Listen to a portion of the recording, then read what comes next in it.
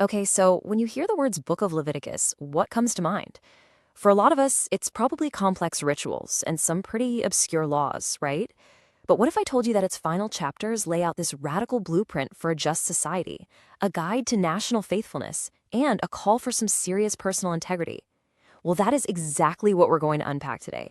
So, to really get this blueprint, here's our game plan. We're going to start with God's mind-blowing economic plan in chapter 25. Then we'll dive into the super high stakes of obedience in chapter 26, and we'll wrap it all up by looking at personal devotion in chapter 27. All right, first up, chapter 25. And let me tell you, this is not just about some old farming rules. This is God's vision for economic justice and taking care of the environment. It's a system designed from the ground up to stop systemic poverty and exploitation before they can even start. The bedrock of this whole system is something called the Sabbath year. Every seventh year, the command was simple: let the land rest. No planting, no pruning, nothing. This wasn't just a good idea, it was the law.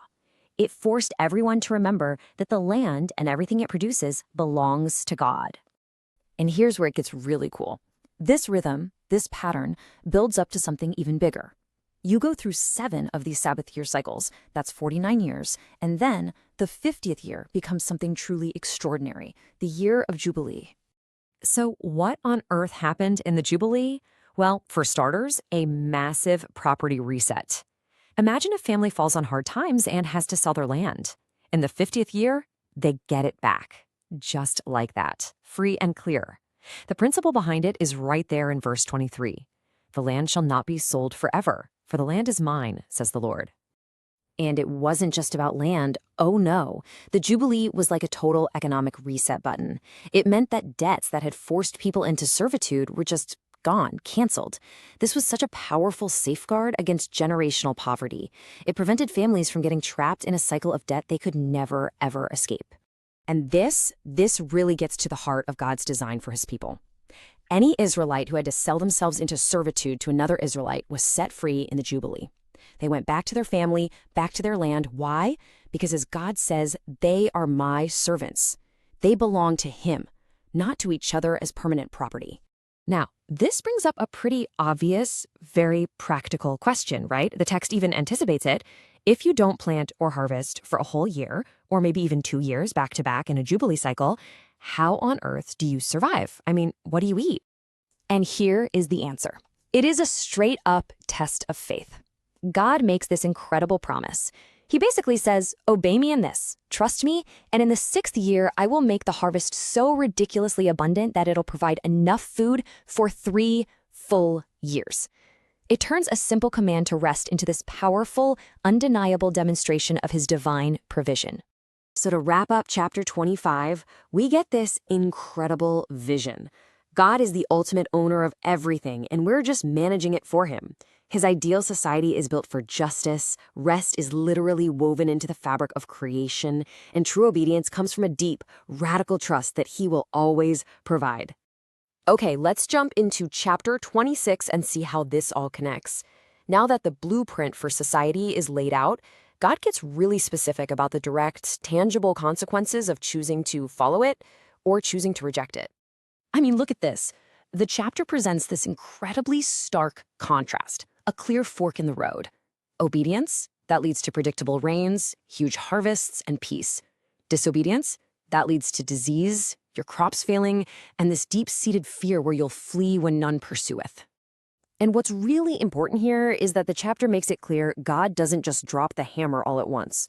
If the people ignore the first warnings and just keep going down the wrong path, the discipline gets intensified 7 times more for their sins.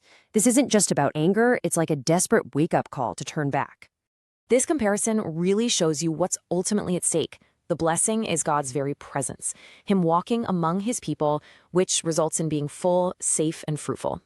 The curse is his absence, where the sky is like iron and gives no rain, and the earth is like brass and gives no food, leading to famine, desolation, and eventually, exile. But after all these terrifying warnings, the chapter ends on this powerful note of hope. Even if Israel hits absolute rock bottom, even when they're in the land of their enemies because of their sin, God promises he will not utterly destroy them. He will remember his covenant. So, the crucial lesson here is that while our choices have massive consequences, God's character is the final word. His discipline is meant to correct and restore, not just to punish. And it's His faithfulness to His promises that becomes the bedrock of hope, always leaving a path back to Him. All right, for our final chapter, let's turn to 27. We've seen the big national, societal laws, but how does all this translate to the individual's heart? Well, this chapter deals with the integrity of the personal promises we make to God. The chapter zeroes in on something called a singular vow.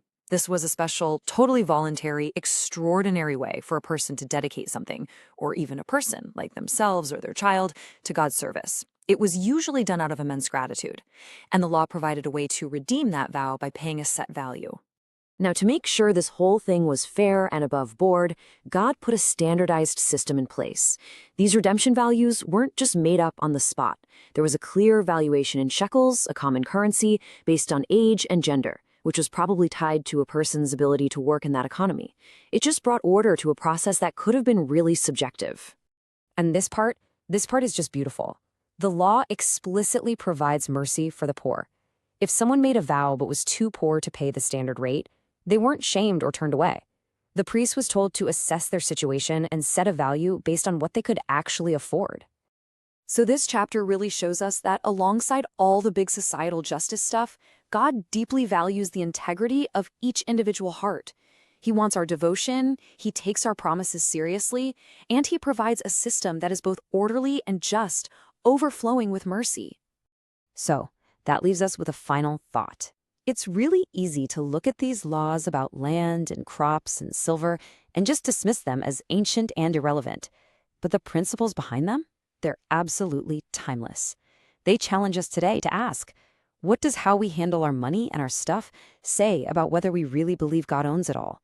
How seriously do we take the promises we make? And are we building our lives on that same foundation of radical trust in God's provision and His mercy?